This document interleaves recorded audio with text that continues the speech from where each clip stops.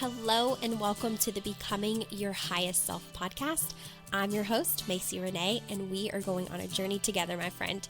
If you've been looking for a podcast geared towards your growth, self-awareness, navigating your brain's daily mind drama, and deep inner work to become your highest and best self, you are in the perfect place. Let's get started. Hey there, welcome back to another episode of Becoming Your Highest Self podcast. Happy Monday. I hope that you're doing amazing. I'm so excited to have you back if you're a returning listener. And if you're brand new here, welcome to the podcast. I hope that you enjoy the episodes. So I've been starting each podcast recently with reading a review. I love the reviews, you guys. Those help me stay on the charts, especially if you're an Apple Podcast listener. So I really appreciate whenever you take the few seconds to rate it and write a message of whatever it is that you're experiencing from listening to the episodes. I scrolled back to find some of the earlier ones as well, and I'm going to read one from Taylor Schulstice. I hope that I pronounced her name correctly. Taylor, I hope. Taylor has been a friend and client of mine in my coaching programs. And I actually want to read hers because I was scrolling through trying to pick one, and I love it. Macy Renee is spot on with the topics on her podcast, Becoming Your Highest Self. It's like she's speaking to me. Thank you for validating mind drama, but not letting us stay there. And the episode on buffering was a turning point in my self-development journey. Thank you, thank you, thank you. Cannot wait for the next episodes. I love this, and I have to say that we're almost, 90 episodes in, and the buffering episode, the very first buffering episode, which is maybe, 4 or 5, it's early on in the podcast, it is still the most listened to episode on the podcast, and the reason I love that is because when I learned of buffering and realized that I was buffering, everything after that is the work that I did to change my life and is the work that you hear on this podcast. And then I go more in depth with the clients that I'm coaching on each of their own buffering habits or whatever it is that they're doing to keep them from becoming their highest self. So that episode was not just a turning point for Taylor, but also a turning point even in my life. And the reason why this podcast even exists was learning how I was buffering my life away. So I would encourage you that if you haven't listened to that episode or it's been a hot minute, to go back and listen to it. It's, again, the most rated episode, and it will kind of tell you where you're at and what you do to distract yourself. And really quickly, I have to shout out Becoming Your Highest Self podcast because I got an email the other day about the position rankings that we're in different countries that are just eating up the podcast. We are position number 3 in Jamaica for self-improvement, position number 5 in Jamaica for education. We are number 25 in self-improvement for Poland, number 51 for all podcasts in Jamaica, 142 in education for Poland, 147 in the UK for self-improvement, and 244 in self-improvement for Germany, which is such an exciting thing, you guys, because there are literally hundreds of thousands, if not millions of podcasts. I think I Googled that once, like how many podcasts are there in the world? And it's a lot. It's a huge number. It's currently over 2 million. So to get to celebrate that we're number 3 in self-improvement in Jamaica, number 5 in education, even 244 in self-improvement in Germany, like of 2 million podcasts, I'm just so excited, and I wanted to make sure that I remember this milestone. So thank you to all of my listeners all over the world. I appreciate you. Keep sharing, keep telling your friends about it, keep tagging me in the post of you listening to the episodes. It really does mean a lot. So today we're going to talk about toxic positivity. And the reason that this was brought up is one of my clients the other day on Facebook Live. For anybody who's new here, I'm doing 365 days of Facebook Live. So every single day I get on Facebook and I talk about something on Facebook Live. Some days it's inspirational. Some days it's like, hey, I'm tired, but I'm showing up. This is a commitment. And so it's a little bit of everything, but it's helping me get to know other people. People get to know me. And it's been a fun journey. Sometimes it's not always easy, but it's definitely been fun. And yesterday, my question was, what do you guys want to hear on the podcast? And one of my clients said, how to retrain your mind with positivity. And I loved this topic idea, but what it made me think of was the topic of toxic positivity. And if you're not familiar with toxic positivity, I think it's definitely worthwhile for us to chat about it, because in the world of personal development, in the world of coaching, and especially on social media where you're seeing a lot of people who are probably coaches or in relationship marketing, or, people that are starting their own businesses from home, I think that toxic positivity can sometimes run its roots really deep in kind of portraying that we're happy all the time, we're positive a lot of the time, that you don't go through a lot of the same horrible emotions that maybe you went through prior to finding the thing that you love. So I want to address it, and I am going to talk about reframing your mind to positive thoughts, but I have to touch on toxic positivity, keeping even that in mind. So I want to share this little blurb of signs of toxic positivity. I loved this particular example, and it's by verywellmind.com. Again, that's verywellmind.com. I just pulled it up on Google, like toxic positivity examples, because I knew trying to ramble all the ways off in my head would be kind of difficult. And there's a million examples, but this one happened to be my favorite because this is a lot of the stuff that we cover on the podcast as well. So one of the signs is experiencing guilt for being sad or angry. Okay. If you feel guilt every time you're upset, or every single time you feel frustrated, angry, disappointment, really any emotion, if you feel guilty for the emotions that you're feeling, you may be engaging in toxic positivity, because there's this idea, this underlying subconscious idea that we're not allowed to feel negative emotion, and it's just not the truth. But that's how we often act towards other people. Like whenever they're upset, if someone approaches us and they're mad, or someone approaches us and they're sad, we often have in our head, they need to be happy. I need to fix this for them. I don't want them to feel sad. It makes me uncomfortable, or it makes me feel bad. Again, it makes you even maybe feel guilty that they're in a negative emotion. That is toxic positivity. One of the hardest things for us to do, I've found as humans, is not only sit with our own emotion and be okay, but sit with other people's emotions and be okay. And that's big work in the realm of emotional intelligence, which is something I'm completely passionate about as well in my coaching. That's something I train on all the time, is emotional intelligence. Because if you don't have emotional intelligence, when other people are losing their ever-loving mind in a whirlwind of emotion, if you don't have emotional intelligence, you're often thinking, I've got to fix it, or I've got to make this better immediately, or they're making me uncomfortable, I can't be around them, or XYZ, on and on and on, right? It's being totally aversive, I guess you could say, like totally turned off, I guess you could say, to someone else's emotional state. But also it counts whenever it's yourself. So if you get in a funk because you're in a funk and you're like, why am I feeling upset? Why am I feeling sad? Why am I feeling angry? I don't want to feel this way. This feels heavy. I don't like feeling like this. This isn't okay. It's like, I have to be happy. I need to be positive. I need to think positive thoughts. And that's where your brain is going. You're engaging in toxic positivity, because life is 50-50. We're not always going to feel happy all the time. We're not always going to feel sad all the time. The wonderful things about feelings and emotions is that they get to come and go.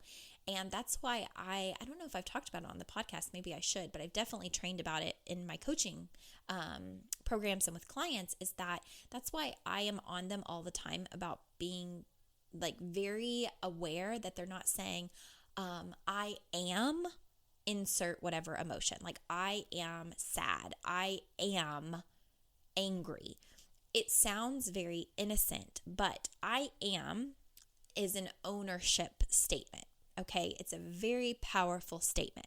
So anything that you start with I am, even if it's an emotion, what you're training the circuitry in your brain to believe is that you are that.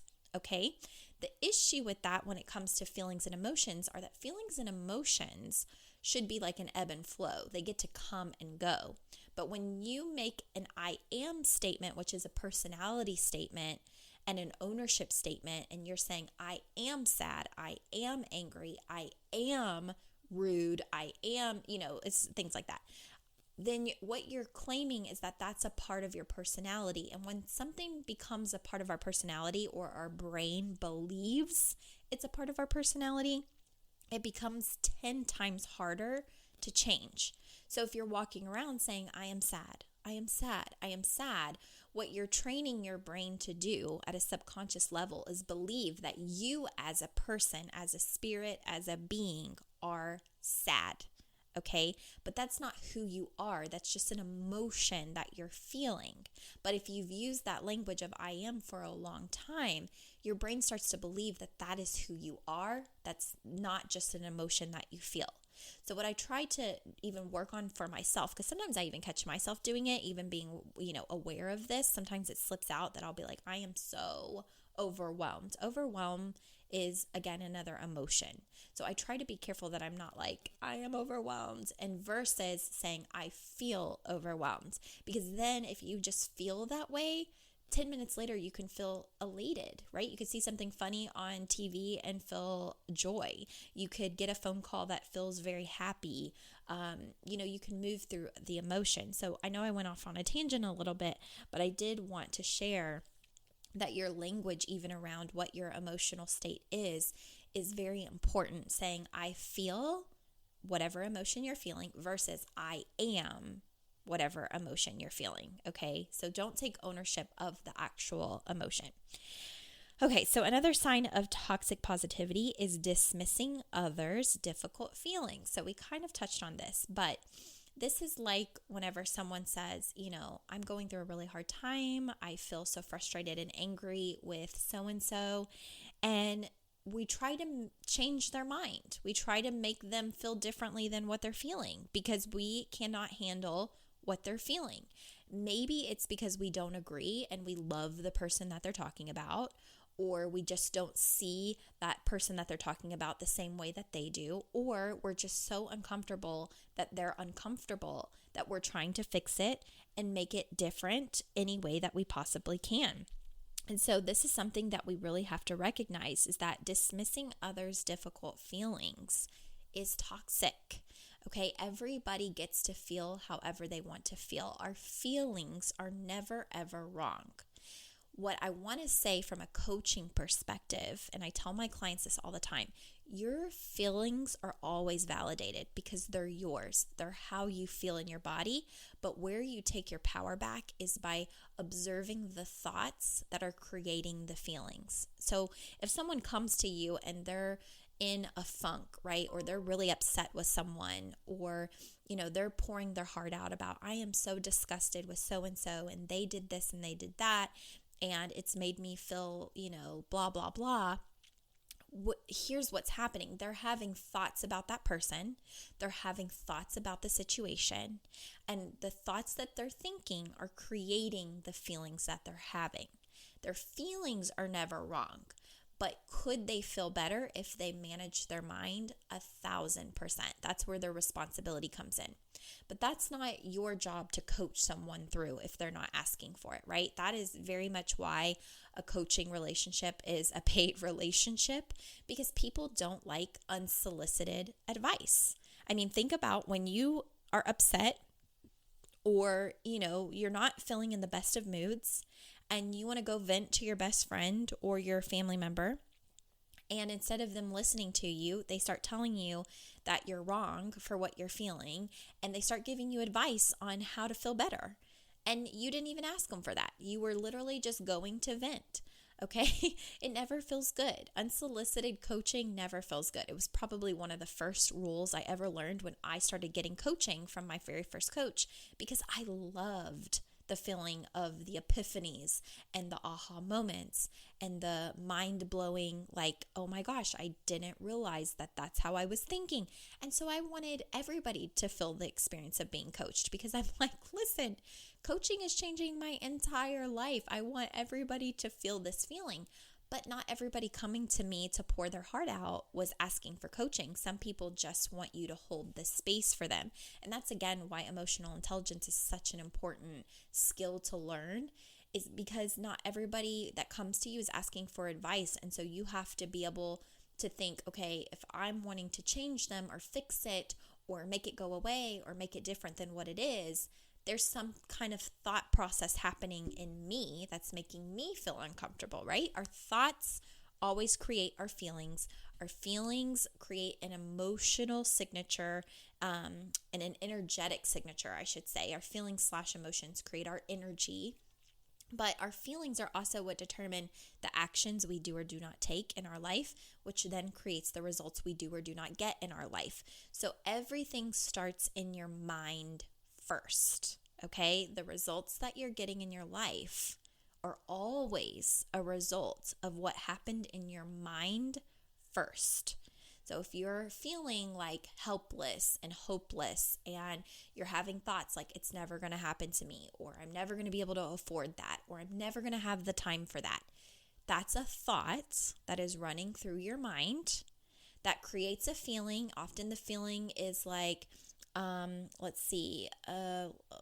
trying to think, like maybe sad or frustrated or defeated, right? And if you're feeling sad or defeated or frustrated, that creates the action that you do or do not take next. And oftentimes we don't take a lot of action from sad, defeated, and frustrated.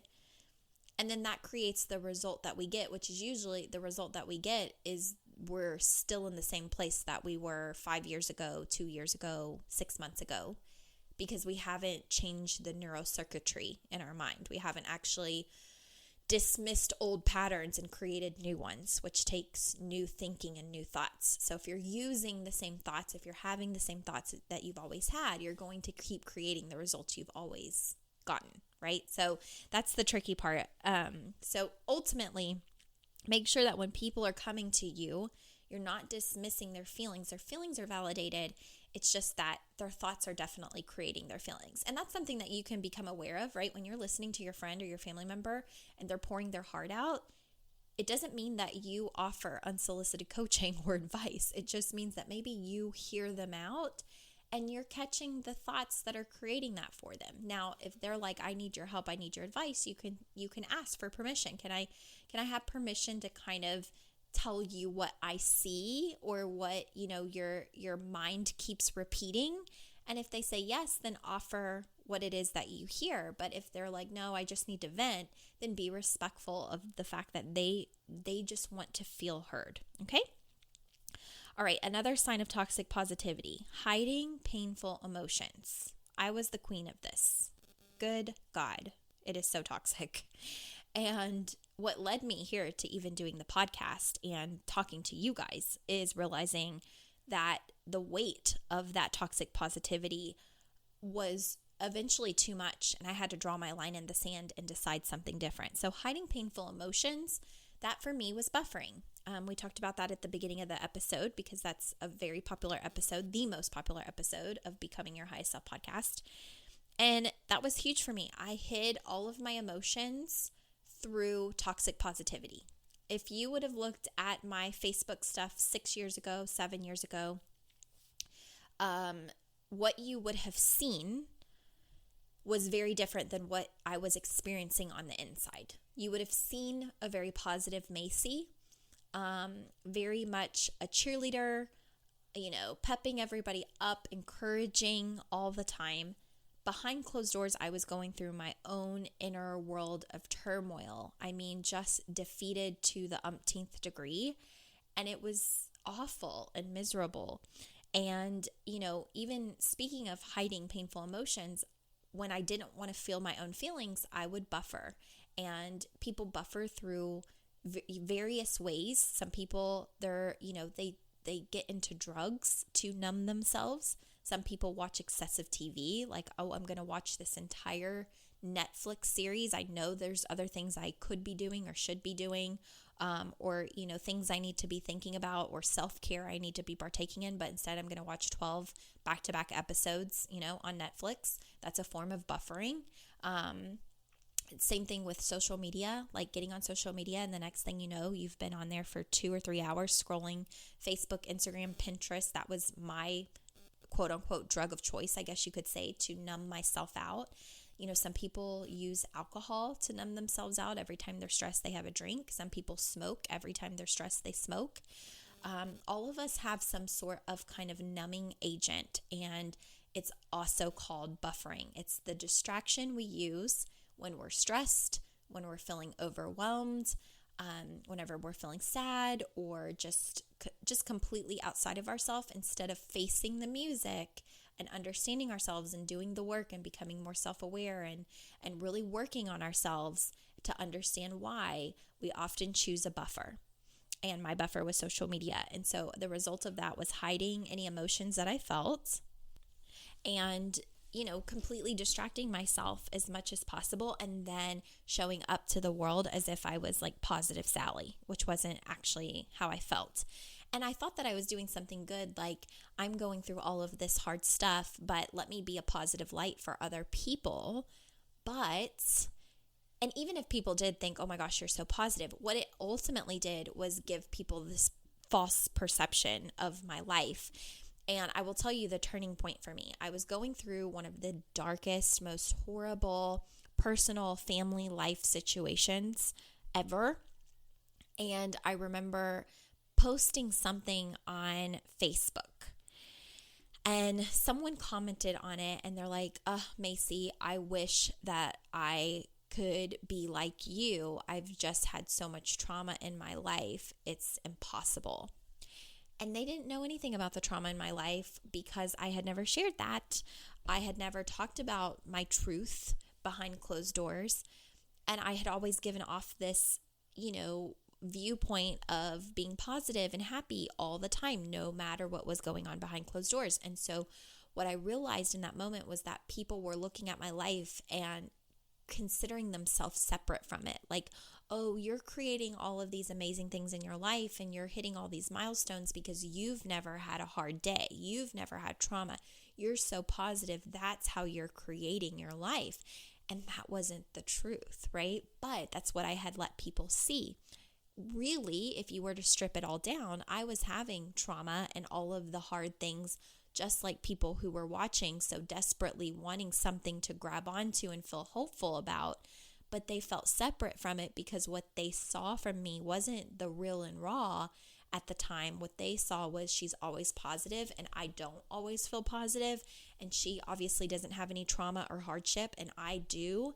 And so I'm completely separate from the life that she's able to live. And if they had only known, because if I would have been willing to tell them, it would have been very, very different. And that's why I ultimately, decided I'm going to hire a life coach, and I allowed myself to be vulnerable and naked. And, I just allowed myself to start being a very transparent, raw, real human being and share my feelings and emotions. Even if I wasn't always sharing the exact details, I always wanted to let people know where I was at so that they never felt alone. Okay, another form of toxic positivity is ignoring your problems, which we kind of talked about as well. Buffering is essentially ignoring your problems. So if every time you feel a feeling and you're like, oh shit, I don't want to feel that feeling, I'm going to go drink, I'm going to go smoke, I'm going to go watch endless hours of TV, I'm going to go get on social media, I'm going to go shopping, I'm going to distract myself, I'm going to order a million things offline so I don't have to think about all the things that make me feel sad, mad, depressed, anxious, all the emotions. If you're ignoring your problems, just FYI, they're still inside of you. They're still in there. They're not going anywhere. In fact, you're just compiling the amount of stuff that you'll end up having to work through if you decide to work on it. And if you don't decide to work on it, you're compiling and compiling and compiling until your energetic body, your emotional body, starts making you physically ill because it can't hold anything else.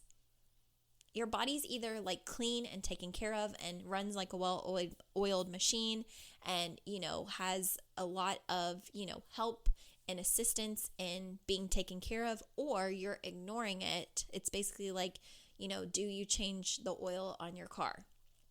Or are you ignoring it and waiting for the engine to blow? It's the same thing with the human body. You're either making the effort physically, emotionally, mentally, and you see yourself as a priority because without you, the show doesn't run. So you're either a priority or you're not. And if you keep putting it off, you're going to start having some breakdowns. Yes, it may be mental and emotional breakdowns, but most common is physical breakdowns. It's actually proven in science that whenever you have a lot of emotional trauma, mental trauma, stress, a lot of cortisol releasing through your body 24/7, you're just like, I'm in a separation with my partner, or, I have sick kids and I'm working all the time, or, I don't get to see my partner that much, or we're financially struggling, or I don't feel like I have a lot of time, or I'm pregnant with the fourth kid and I don't even know how this happened. Like if cortisol is constantly releasing through your body, our body cannot handle that.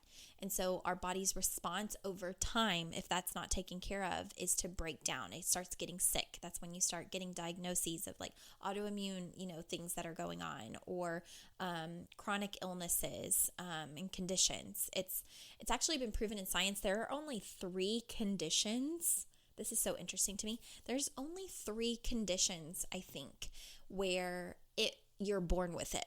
You know how people say all the time, like, oh, this is genetic. My mom had this. My, uncle had this. My grandmother had this. Science is disproving all of that, interestingly enough, that a lot of the conditions that we end up with are not from, like, passing it down. It's not from your genes. It's not from the fact that your mom had it or your grandmother had it or whatever. It's literally the amount of cortisol running through your body and your, again, thoughts of like, oh, well, I guess I'm just going to have this because it's genetic. That's a thought that, again, creates the feeling of like maybe, what would that feeling be? Like it just almost like not acceptance, but whenever you kind of feel like, well, this is fate because my mom and grandma had it, so if you're thinking the thought, my mom and grandma had it, that's a thought. And then it creates the feeling of like hopelessness because you're obviously going to get it. And then that creates an action of you don't change any of your eating behaviors or your physical activity, behaviors. And then the result is you end up getting the same thing that your mom and grandma had, but it's not because you were predisposed. Science is finding that. It's because like the amount of stress and cortisol running through your body, the amount of trauma that maybe was held in your body from even when your mom was pregnant or your grandma was pregnant. I think trauma energetically lasts 7 generations. So whatever your family members were experiencing 7 generations ago, that can pass down into your body and be something that is working itself around. And if you don't become aware of it and then you have stress of your own because of all the things I, ran off earlier about, like my husband's working full time and we don't have a lot of money and I'm pregnant with the 4th kid, or, I'm recently divorced, or whatever it is. If those thoughts are fueling your everyday, right, that is creating an energy in you, that's creating more cortisol in you. And so it's contributing to your physical well-being as well as your mental and emotional. So all of that to say is that ignoring your problems is not a solution to feeling better, to changing your life around. You do have to work on it. You have to address it. If you don't address it, it doesn't mean it's gone away. It means it's still there. And that's the work that I personally do with a lot of my clients, is go back and clear out the stuff that needs to be worked on so that they have a clean slate and they're very self-aware. and they can move forward with that self-awareness. Okay, the last one. Signs of toxic positivity: reciting positive quotes about hard situations. This is what we're seeing all over the internet, right? Is tons of positive quotes all the time. And it, in the moment when you're having a hard day, sometimes it's really nice to see a positive quote and kind of have that refresher of, that feels really good. It feels good to see that. I needed that reminder. Thank you. And that can be great if you're actually working through the situation, not just letting it, glaze over and make you feel good for a temporary amount of time. Like, are you actually working on the things that are bothering you? Are you actually working on changing your situation? Are you working on changing your lack of time? Are you working on changing your financial situation? Are you working on how you feel around certain family members or friends? Are you setting boundaries? Are you buffering? What are you actually doing to change your situation around? Reading a positive quote can be great and can be motivational, but is it actually changing your situation at the core? And that's what you have to ask yourself. If you are ignoring all of your, emotions, but you're posting positive things all the time, that's toxic positivity, right? Because you have to be the product of your product. You have to be in integrity, right? It's like, if I'm in a bad mood, I'm not going to make a positive post on Facebook. Back in the day, I would have, because I would have felt like, I just need to think positive. Let me find some quotes that will make me feel good for a minute and, get inspired. And then I'd make this positive post when really I felt like trash.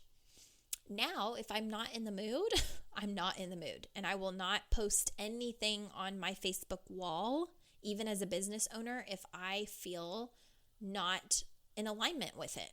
That's just the truth. And because I'm doing 365 days of Facebook Live, that's been a real test of that, right? Because there are some days I am not in the best mood and I don't want to do it and I want to quit. And I'll get on and I'll be like, I am tired. I don't have anything to offer today except that I'm coming on here because I'm committed to following my word. And I have told you guys I'm going to do 365 days. And by God, I will do 365 days. But I'm not happy 365 days out of the year. I'm a human being that experiences emotions. And some days I don't feel positive. And some days I don't feel inspirational. Some days I don't know what to say or to talk about. Some days my head is swirling because I've got things going on in my personal life. And then I've still got a business that I'm running where I'm showing up 365 days on Facebook Live, doing podcasts, showing up for my clients. And then other days I have full gratitude that I get to do all of those things. But my point of the matter is that, if you're constantly trying to be positive and post a bunch of positive quotes about your hard situations rather than being real and honest about what you're actually feeling, you don't have to be positive about every hard situation. You don't. Sometimes you just get to feel sad because you are. You get to feel angry because you are. There's nothing wrong with that. And the more that we have emotional intelligence in our world circulating around, more self-awareness, more self-mastery, the better. Because that way, whenever people are upset, right, or people are feeling angry, instead of trying to make them feel differently than what they feel, you can be like, I am holding the space for you. You get to be angry or upset as long as you want to. It is your thoughts that are creating those emotions, but you get to be in that as long as you want. And for me, it was like, how long do I want to be in that emotional state, right? Like if I am feeling sad or angry or frustrated, I have to ask myself, how long do I actually want to feel this way? And, I will allow myself to feel it. And maybe that's 20 minutes. Maybe it's a full day. Maybe it is. And it's okay. It's not the end of the world. Maybe sometimes, recently I was in a funk for weeks. I just felt like I could not get out of it. And I knew that my thoughts were creating it, but I also chose to keep thinking those thoughts. That's another thing I need to talk about again, is how all our thoughts are serving us in some way. Like you might have a thought, I want to lose weight. But if you're not consistent in losing the weight, or you start a diet and then you quit, or you try to eat healthy and it works out for 3 weeks and then it no longer works out and you go back and you gain the weight back, there is a thought somewhere in your subconscious that's serving you more than the thought, I want to lose weight. And that thought could be something sneaky like, I just love eating Chick-fil-A. That's my thought. I just love eating Chick-fil-A. And because I love eating Chick-fil-A and I don't want to give that up, that thought serves me more so than I want to lose weight, right? And I don't really want to lose weight. I would like to be more muscular and toned. This is just a random example. But there's always, if you're not following through with what you say you want, it's because there's a thought underneath that's serving you more than what you say you want. So if you're like, I want coaching. I want to be able to be coached. Okay? You can say that all day long. You can say it as much as you want. I want to be coached. I want to hire a coach. I want to work with a coach. But there is some sort of thought, if you haven't pulled the trigger, below it that is serving you. And that thought could be, we don't have a lot of money. And you might think, I don't even like to have the thought, we don't have a lot of money.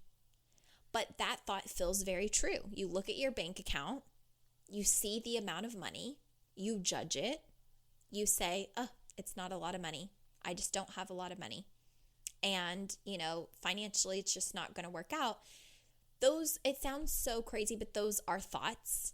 And those thoughts serve you, because if you're thinking the thoughts, I don't have enough money, that means you don't have to follow through with, I would like to hire a coach, right?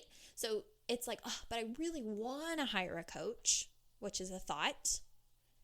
But what thought is stronger than that one? And if the other thought that's stronger than that one is, but we don't have a lot of money, which is another thought, and everybody's thought of money is subjective. Somebody can look at their account, see $5,000 and think they're amazingly wealthy. Other people can look at $5,000 in their account and be like, I don't have any money, right? It's like everybody's perception is so different. But all of that to say is that if that's their thought, we don't have a lot of money, then that thought is serving them, because that means they get to be, they can pick and choose what they value. And so they don't have to go through with the commitment of whatever it is they think that they want. Does that make sense? I hope that makes sense. So our brain is sneaky in that way. I want to lose the weight, but I can't. For some reason, I can't lose the weight. Well, there's a reason. There's an underlying reason and a thought that's serving you more so than the thought, I want to lose weight. I want to invest in XYZ. But you never invest in XYZ. Why don't you? Well, because there's a thought that's serving you more than the thought, I want to invest. And when you can figure out those thoughts that are trying their best to serve you, what they ultimately come down to is protective thoughts. Like, it's a protective thought like, hey, this is my comfort zone. I don't want to leave this comfort zone. That would feel super scary. So that thought is serving you. It's serving you in the sense that it's keeping you exactly where you've always been. It gets to keep you in your comfort zone. It's not serving you in becoming your highest self, but it is serving you in staying the same. And for a lot of people, that's what they want. It's like, it's not necessarily that that's what they want. It's what feels easiest to do. And it's what feels like it serves them in the best way. And so believing their thoughts about why they can't feels easier than their thoughts about, well, what if I could? And can I figure it out? Okay. So that's today's episode. Maybe I will do an episode on our, thoughts that serve us, thoughts that don't, or our sneaky thoughts. I think I actually just did an episode on that not too long ago. So check that out. And if you guys need anything, let me know. Just a reminder, my practice is now fully one-on-one coaching. I am available for a free 60-minute consult at any given point. All you have to do is go to MaceyRenee.com. On the homepage, if you scroll down, you'll see a bubble on the right-hand side that says 60-minute consult. You click it, and you can chat with me for an hour. It could be a chat about wanting to move forward with one-on-one coaching. It could also be you taking full advantage of getting 1 hour of coaching and showing up for yourself and deciding powerfully, like, I might not be able to afford coaching right now, but I'm going to use this 1 60-minute call to really get, clear on where I'm at. There's no pressure. You can do that at any time. And if you're interested in moving forward with one-on-one coaching, everything is available for you to look at on MacyRenee.com. And I'm just excited. I'm excited to work one-on-one with you. I'm really excited. I feel so much more in alignment. I loved my group programs. I still have all the workbooks, and my one-on-one clients get access to all of those workbooks. So if they like kind of giving themselves homework and working on a specific thing from week to week, they can log into the portal and have access to all of my former coaching videos, all of the workbooks. They can work on the worksheets that they want to and then bring that to their coaching call, or they can just show up on their coaching call and say, this is what I need this week. I'm excited. I feel way more in alignment with that. And so I'm finishing up Becoming Her for, through the end of the year, through December. And then officially after that, I will be solely one-on-one coaching for any of those ladies that want to continue. But I'm available for any of you that want to do one-on-one coaching right now. So I'm thinking I will take about 20 clients. And then after 20 clients, I'll have a wait list. So if you've been kind of waiting and you want to make sure that you have a spot either for 6 months or a year, just make sure that you reach out. If you have any questions, I'm always available. I hope you all have an amazing day, and I'll talk to you next week. Bye, guys.